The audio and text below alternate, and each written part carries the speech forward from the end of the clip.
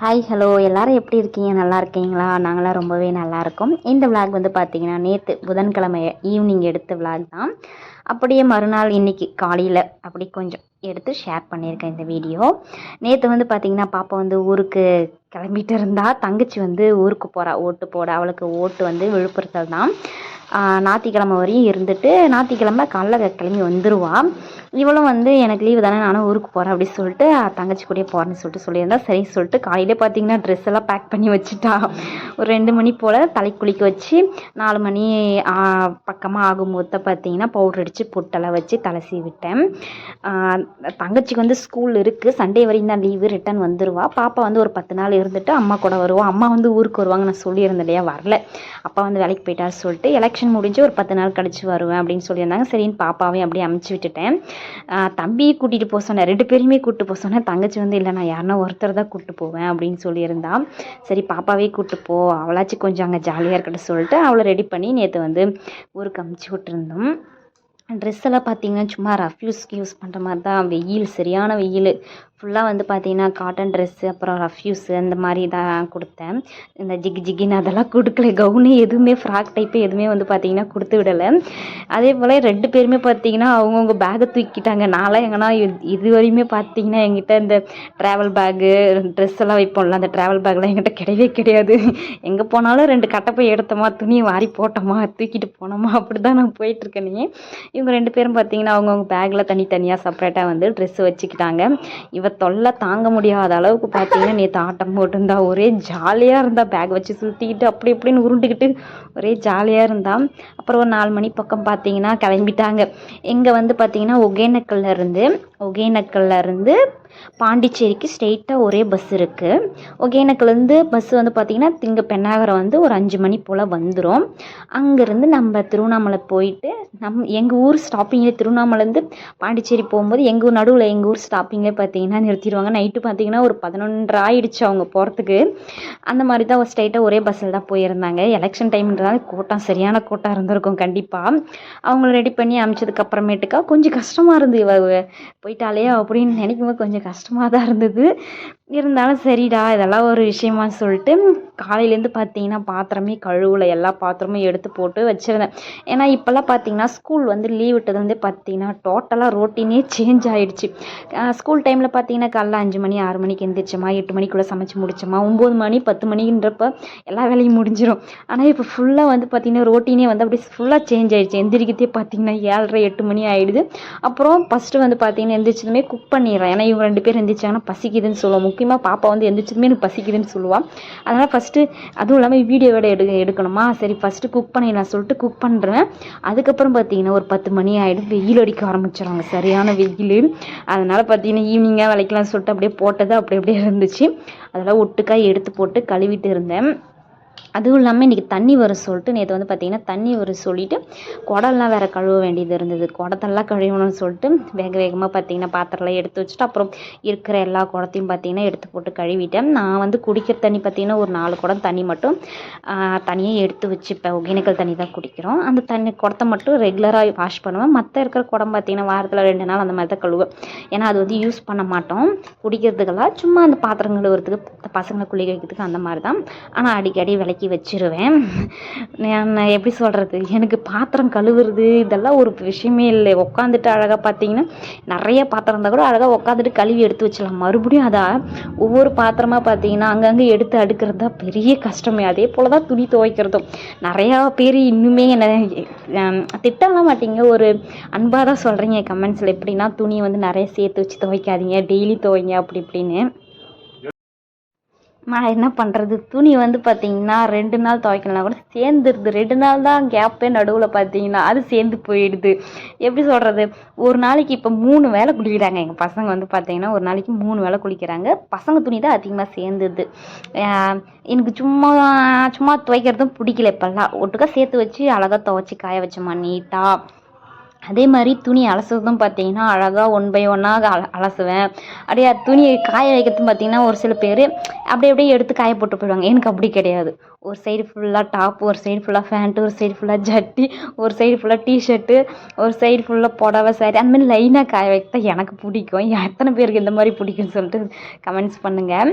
அப்படியே பாத்திரம்லாம் கழுவிட்டு குடம்லாம் கழுவி எடுத்து வச்சுட்டு அந்த இடத்த நல்லா க்ளீன் பண்ணி விட்டுட்டு பிஸ்கெட் பேக்கெட் ஒன்று இருந்துச்சு. எனக்கு சின்ன வயசுலேருந்தே பார்த்தீங்கன்னா இந்த மாதிரி தண்ணியில் வந்து பிஸ்கெட் தொட்டு சாப்பிட்றது ரொம்ப பிடிக்கும்.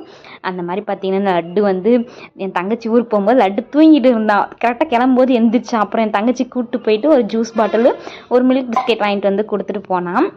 அந்த மில்க் பிஸ்கெட் நான் சாப்பிட்டு அதுக்கப்புறமேட்டுக்கா வீடெல்லாம் கொஞ்சம் க்ளீன் பண்ணிவிட்டு அப்படியே வாசல் வந்து கூட்டி விட்டுட்டேன். ஒரு 6:30 மணி போல் தண்ணி வர சொல்லிட்டு. இன்றைக்கி வந்து பார்த்திங்கன்னா காலையிலேருந்து நானே குளிக்கல. அது என்னமோ தெரியல, நானும் நிறைய வாட்டி பார்க்குறேன். காலையில் டைம் குளித்தோம்னா மைண்டே ஃப்ரீயாக இருக்குது, நல்லா ஒரு சுறுசுறுப்பு இருக்குது. காலையிலேருந்து குளிக்காமல் ஈவினிங் குளித்தா பார்த்திங்கன்னா அது வேறு மாதிரி இருக்குது. எதுவுமே வீட்டில் பண்ணாத மாதிரி, எந்த வேலையும் வீட்டில் நடக்காத மாதிரி தான் இருக்குது. அப்படி தான் நேற்று எனக்கு இருந்துச்சு. நேற்று காலையில் குளிக்கவே இல்லை. சரி ஈவினிங்காக குளிச்சிக்கலாம் சொல்லிட்டு விட்டுட்டுனா அதுக்கப்புறமேட்டுக்கா பார்த்தீங்கன்னா இந்த சைக்கிள் வந்து பார்த்தீங்கன்னா ஜிம்முலுக்கு வாங்கினது அவள் சின்ன குழந்தையா இருக்கும்போது வாங்கினது. இப்போ தான் ரெடி பண்ணி கொடுத்து 600 ரூபாய் செலவு பண்ணி கொடுத்து அதுக்குள்ளே பார்த்தீங்கன்னா ஒரு வாரத்துலேயே அந்த முன்னாடி அந்த பெண்டெல்லாம் இருக்கும்ல அதெல்லாம் கழட்டி போட்டாங்க. எங்கடா இதுக்கு மேலே தான் நான் ரெடி பண்ண மாட்டேன்னு சொல்லிட்டு விட்டுட்டு அதை சும்மா தம்பி வந்து பார்த்தீங்கன்னா உருட்டிட்டு கிடந்தான். சாயங்காலம் எடுத்தார் சொன்னான். அப்படியே வாசல்லாம் கூட்டிட்டு வீடு வந்து பார்த்திங்கன்னா நம்ம க்ளீன் பண்ணிவிட்டு இந்த மாதிரி பார்க்கும்போது வீடு அவ்வளோ அமைதியாக சூப்பராக இருக்கும். நல்லாயிருக்கும் வீடு. எங்கள் வீட்டில் பார்த்தீங்கன்னா குழந்தைங்க எல்லாம் பொம்மை வச்சு இல்லை குண்டாங் பாண்டல் அந்த மாதிரி வச்சு விளையாடி பார்த்துருக்கீங்க. எங்கள் பையன் முக்கால்வாசி அந்த அடுப்பு தான், அதை வச்சு தான் விளையாடுவான். அப்புறம் பார்த்தீங்கன்னா ஒரு 6:30 மணி போல் தண்ணி வந்துடுச்சு.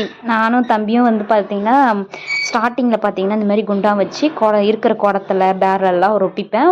ஒரு 7:30 மணி பக்கமாக பார்த்தீங்கன்னா மோட்ரு போட்டு தொட்டியில் விட்டுருவேன். ஏன்னா இப்பயே நம்ம மோட்ரு போட்டு தண்ணி பிடிச்சோம்னா அங்கே நம்மள மாதிரி முண்டும் ஊற்றுறவங்களுக்கு வந்து தண்ணி போகாது இல்லையா, அதனால தான்.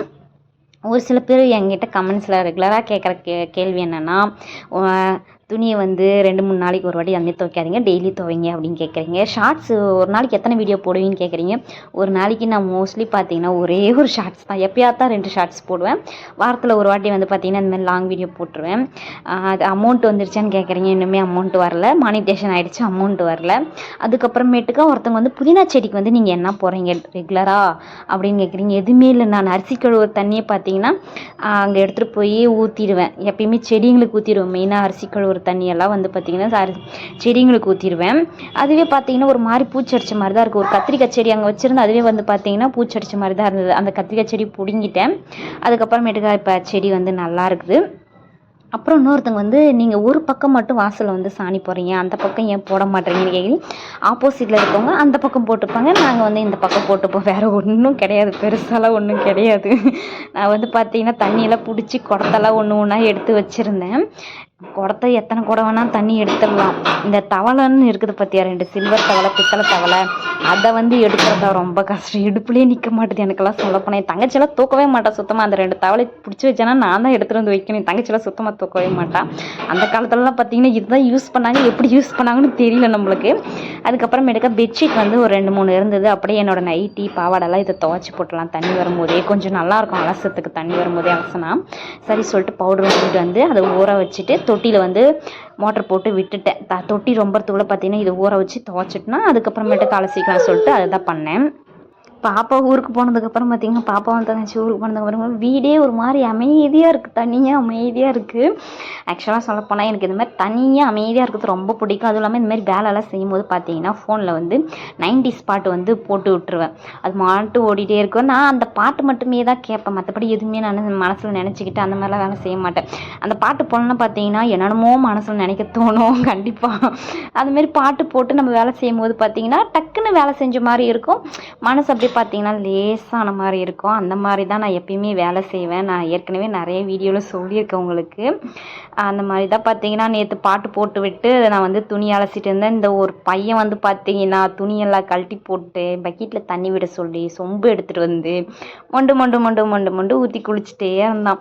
தம்பிக்கு பார்த்தீங்கன்னா உடம்பு ரொம்ப ஹீட் ஆகுது. இது வந்து அட்டை வீடு இல்லையா, ரொம்பவே ஹீட் ஆகுது. அதனால் நானும் சரி எங்கேயோ பையன் குளிச்சுட்டு போட்ட சொல்லிட்டு அவனை ஒரு பக்கம் குளிச்சுட்டு இருந்தான். நானும் பெட்ஷீட்டெல்லாம் அலசிட்டு அப்படியே வந்து அந்த சின்ன ஸ்டோர் ரூம் இருக்கு இல்லையா, துணி துவைக்கும் போதெல்லாம் இந்த மாதிரி கழுவி விட்டுருவேன். கழுவி விட்டு அப்புறம் இந்த பக்கம் நம்ம தண்ணி எடுக்கும்போது நடப்போம் இல்லையா, அதெல்லாம் நடந்து மண்ணாயிடும். அதையும் அப்படியே கையோட கழுவி விட்டு பானையிலையும் குடிக்கிறதுக்கு தண்ணி பிடிச்சிட்டு அதுக்கப்புறமேட்டுக்கு நான் குளிச்சுட்டு வந்துட்டேன். குளிச்சுட்டு வந்து தான் பார்த்தீங்கன்னா செடிக்கு வந்து தண்ணி விட்டுருந்தேன் வெளியில். அப்போ வந்து மோட்ரு வந்து ஆஃப் பண்ணிடுவேன். ஓஸ் பைப் போட்டு விட்டாலே கொஞ்சமாக தண்ணி வரும், அதுவே கரெக்டாக இருக்கு சொல்லிட்டு நான் வந்து அந்த மோட்டரை வந்து எடுத்து விட்டுருவேன்.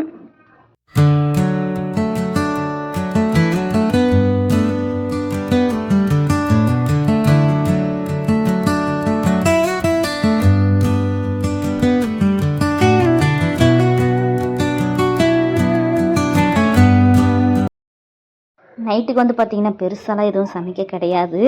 காலையில் வந்து பூரியும் கடலைக்கறியும் செஞ்சுருந்தேன். அந்த குழம்பே கொஞ்சம் இருந்தது. மதியத்துக்கு வந்து பார்த்திங்கன்னா ரைஸ் கொஞ்சம் வச்சுருந்தேன். ரைஸ் கொஞ்சமாக அந்த குழம்பு இருந்துச்சு. சரி சொல்லிட்டு 4 முட்டை வாங்கிட்டு வந்து அதை மட்டும் அப்படி கொஞ்சமாக தொக்கு மாதிரி வச்சுட்டு நானும் தம்பியும் பார்த்திங்கன்னா ஒரே பிளேட்லேயே சாப்பிடுவோம். எப்பயுமே சரி, தனித்தனியெல்லாம் பிளேட் கிடையாது. அவன் சாப்பிட்ட பிளேட்லேயே வந்து பார்த்திங்கன்னா நான் சாப்பிட்ருவேன். ஏன்னா தம்பி வந்து கொஞ்சம் பிச்சு தான் சாப்பிட, தொட்டு பிசைஞ்சு ரொம்ப பிசைஞ்சு கலிஜ் வைக்கலாம் சாப்பிட மாட்டான். அவன் டீசெண்டாக சாப்பிடுவான். அதனால் பார்த்திங்கன்னா மோஸ்ட்லி அவன் தட்டிலே நான் வந்து சாப்பிடுவேன். இல்லை 2 பேரும் ஒரே தட்டில் சாப்பிடுவோம். சாப்பிட்டுட்டு பார்த்தீங்கன்னா துவைச்சி வச்ச துணியெல்லாம் பார்த்தீங்கன்னா நல்லா தண்ணி இருத்துச்சு. நல்லா தண்ணி இருத்ததுக்கப்புறமேட்டுக்காக நான் காய வைப்பேன். எனக்கு அப்படி காய வச்சா தான் பிடிக்கும். எப்படி ஈரத்தோடு எடுத்துகிட்டு வந்து தண்ணி சொட்ட காய வச்சேன் எனக்கு பிடிக்க மாட்டேது, ஏன்னே தெரியல.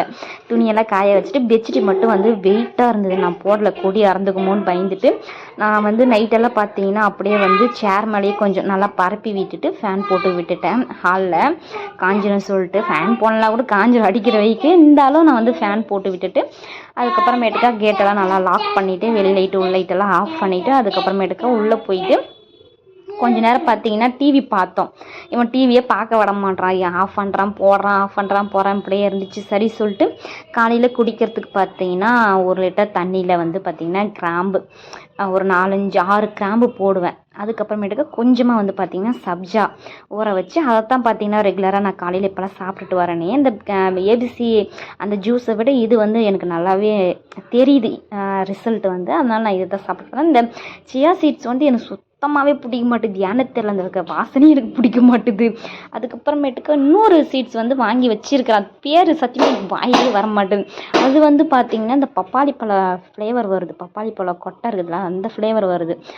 அது கூட நல்லா தான் இருந்தது. அதெல்லாம் ஊற வச்சுட்டு அப்படியே கேஸ் மறக்காமல் நைட்டு தூங்கும் போது பார்த்திங்கன்னா நல்லா கேஸ் ஆஃப் பண்ணிவிட்டு வந்து பெட்ஷீட்டெல்லாம் போட்டு அப்படியே படுத்து தூங்கிட்டேன். உள்ளுக்குள்ளே பார்த்திங்கன்னா கொஞ்சம் பயமாக தான் இருந்தது தனியாக தூங்குறதுக்கு. மறுநாள் காலையில் பார்த்திங்கன்னா எந்திரிச்சதுமே ப்ரஷ் பண்ணிவிட்டு ஃப்ரெஷ்அப் ஆகிட்டு குளிச்சுட்டு வந்து ரெடி ஆகிட்டு ஓட்டு போட கிளம்பிட்டேன். 7 மணிக்கே பார்த்தீங்கன்னா பூத்து வந்து ஓப்பன் வந்து சொல்லியிருந்தாங்க இல்லையா. 2 பேர் போனாங்க எங்கள் வீட்டு பக்கத்தில் இருக்கவங்க. சரி நம்மளும் கூட்டம் வரதுக்கு முன்னாடி காலையிலே போயிட்டு வந்துடலாம், தம்பியும் தூங்கிட்டு இருக்கான். எங்கள் வீட்டுக்கு பக்கத்துலேயே பார்த்தீங்கன்னா ஒரு சின்ன எலிமெண்ட்ரி ஸ்கூல் இருக்குது, அதில் தான் ஓட்டு போடுறது இன்றைக்கி.